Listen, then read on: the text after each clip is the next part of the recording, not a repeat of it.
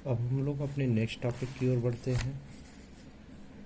अगला पॉइंट क्या है कि पहला लेट के साथ आपने अर्थ देखा, अब जो है लेट के साथ मी आया हो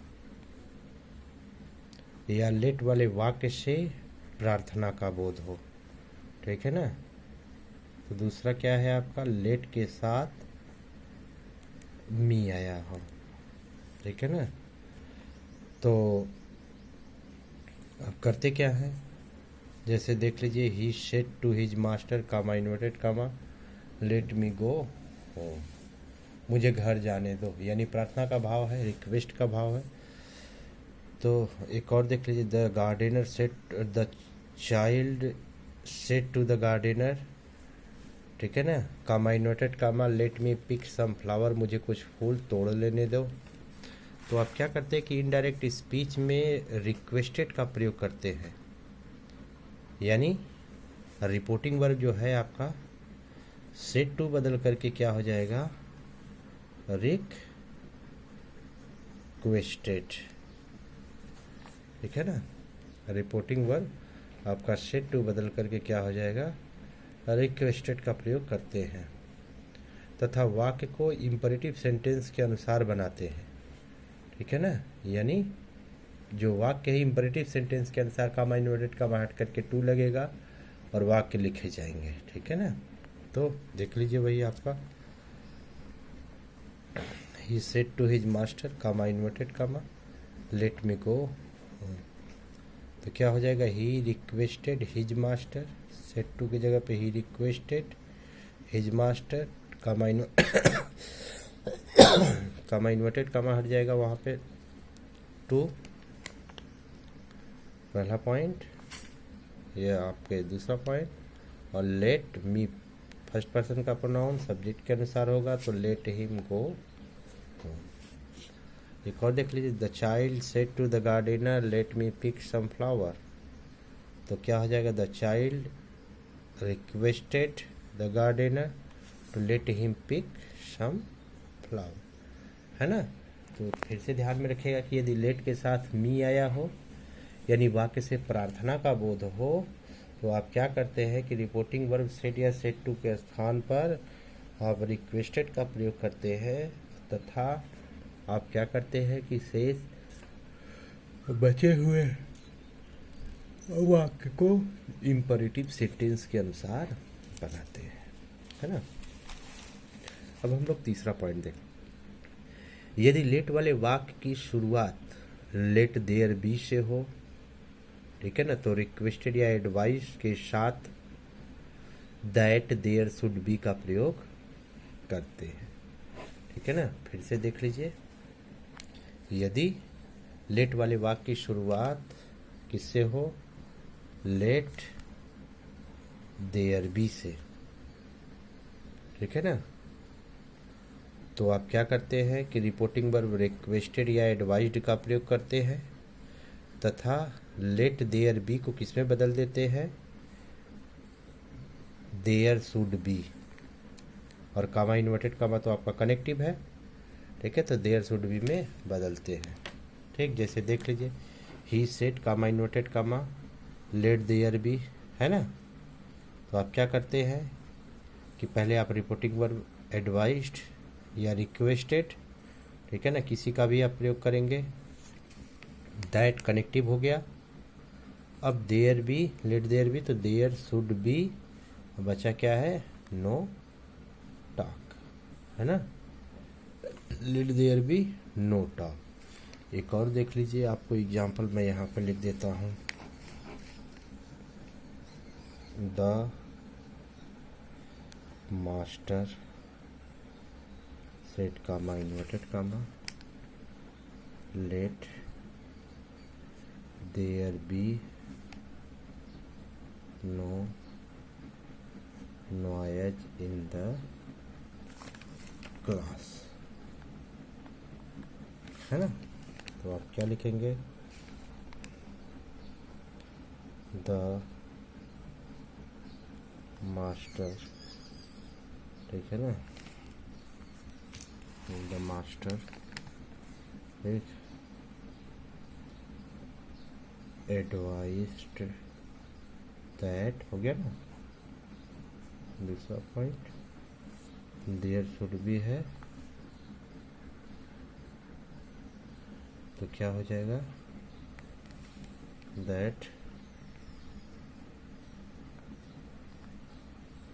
there should be no noise in the class. ठीक ना। तो अभी आपने क्या पढ़ा कि लेट वाले वाक्य, आज आपके जो है इम्परेटिव सेंटेंस जो है अभी समाप्त हो गए। अब जो है हम लोग नेक्स्ट टॉपिक की ओर बढ़ते हैं। ये जो है आपके ऑप्टेटिव सेंटेंस है। ठीक है, तो आप जो है इम्परेटिव सेंटेंस के जो भी एग्जाम्पल मिलेंगे आप उसको कीजिएगा। अब हम लोग पढ़ते हैं ऑप्टेटिव सेंटेंस। ऑप्टेटिव सेंटेंस का मतलब होता है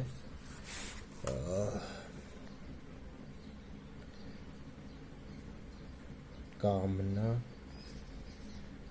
या इच्छा सूचक वाक्य। ठीक है ना, ऑप्टेटिव सेंटेंस है।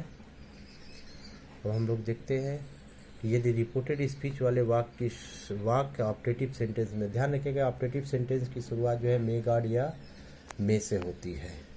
ठीक है ना, तो he said to me comma inverted comma may God live, may you live long. देखिए मे से है या मे गॉड से होता है। ठीक है ना, अंत में मार्क ऑफ एक्सक्लेमेशन रहता है। ठीक है ना, the old women said comma inverted comma may you go to hell. ठीक है ना, तो इनडायरेक्ट स्पीच बनाते समय, अब हम लोग इनडायरेक्ट स्पीच बना रहे हैं, तो सबसे पहले सेड या सेड टू के स्थान पर, यानी रिपोर्टिंग वर्ब जो है, या रिपोर्टिंग वर्ब सेड या सेड टू के स्थान पर भाव के अनुसार विश्ड, कर्स्ड, प्रेड, ब्लेस्ड का प्रयोग करते हैं। यानी रिपोर्टिंग वर्ब जो है, रिपोर्टेड स्पीच के वाक्य से जो भाव मिलेगा वह आप रिपोर्टिंग वर्ब का प्रयोग करेंगे, जिसमें आपका विश्ड है, कर्स्ड है, प्रेड है, ब्लेस्ड। दूसरा पॉइंट क्या है, कामा इन्वर्टेड कामा के स्थान पर दैट कनेक्टिव। ठीक है ना, कामा इन्वर्टेड कामा के स्थान पर आप क्या करते हैं, दैट कनेक्टिव का प्रयोग करते हैं कामा इन्वर्टेड कामा के स्थान पर। ठीक है ना। तीसरा पॉइंट, रिपोर्टेड स्पीच वाले वाक्य को असर्टिव सेंटेंस में बनाते हैं। असर्टिव सेंटेंस का मतलब यहाँ पर मे यू है तो क्या हो जाएगा, यह यू मे। ठीक है ना, मे यू है तो वह क्या हो जाएगा, you may you go to health तो you may go to health. Assertive sentence में बनाते हैं, यानी सब्जेक्ट, वर्ब और ऑब्जेक्ट में बनाते हैं। ठीक है, तो आप जो है देख लीजिए, he said to me comma inverted comma may you live long, तो क्या हो जाएगा, ही विश्ड, पहला पॉइंट आपके, ही विश्ड पहला पॉइंट। दूसरा पॉइंट दैट। अब ये ध्यान रखिए कि ऑब्जेक्ट उठ करके इसमें चले आते हैं आपके रिपोर्टेड स्पीच में, तो आप कंफ्यूज मत होइएगा, आई माइट लीव लॉन्ग। तीसरा पॉइंट एक और देख लीजिए, the old women said may you go to health. The old women may you go to health से क्या मिला, अभिशाप, तो cursed that he might go to hell, है ना, he might go to hell. The old women curse that he might go to hell, है ना।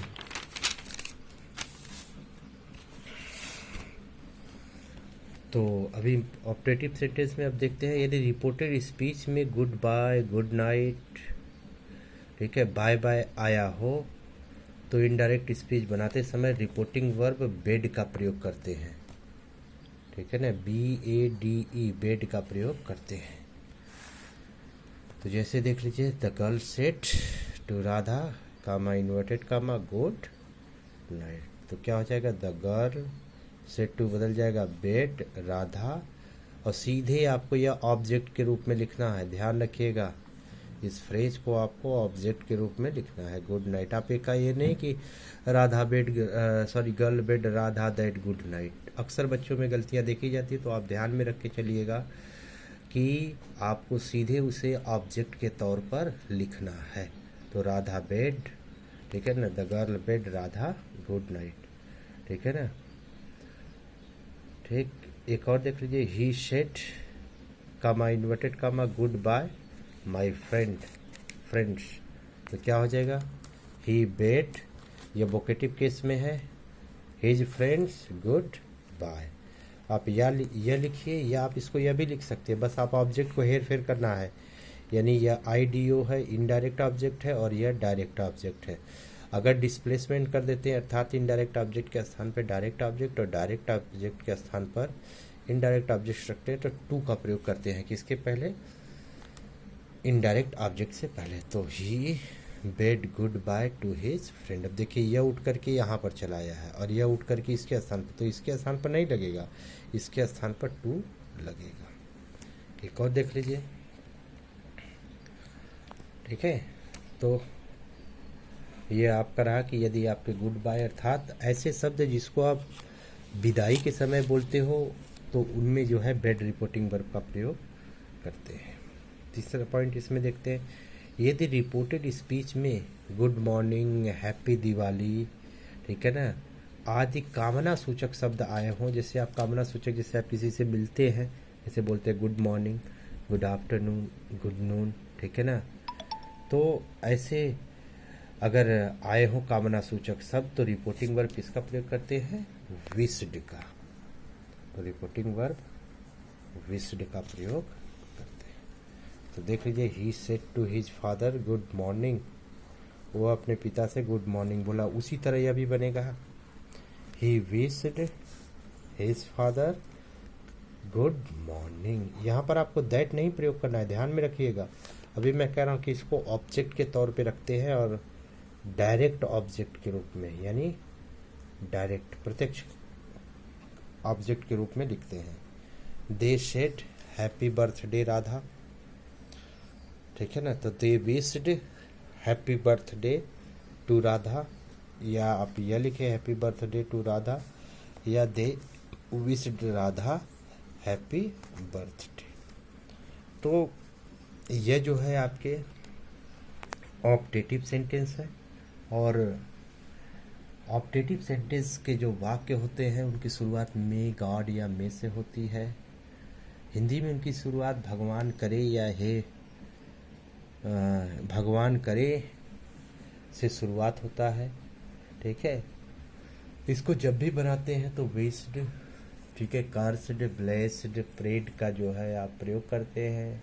आप स्पेशली इन जो अभी 2 पॉइंट मैंने लिखाया है कि यदि रिपोर्टेड स्पीच में गुड बाय, अर्थात विदाई के समय बोले जाने वाले शब्द आए हों, या मिलते समय जो आप शब्द बोलते ये आए हों, तो आप वहाँ पर जो है जैसे गुड बाय गुड नाइट आया है तो आप बेट का प्रयोग करते हैं, और अगर आपके जो है विश्ड आए हुए हैं तो यहाँ पर आप किसका, जब आपके गुड मॉर्निंग जो है विशिंग शब्द आए हों तो वहाँ पर आप किसका प्रयोग करते हैं, विश्ड का प्रयोग करते हैं।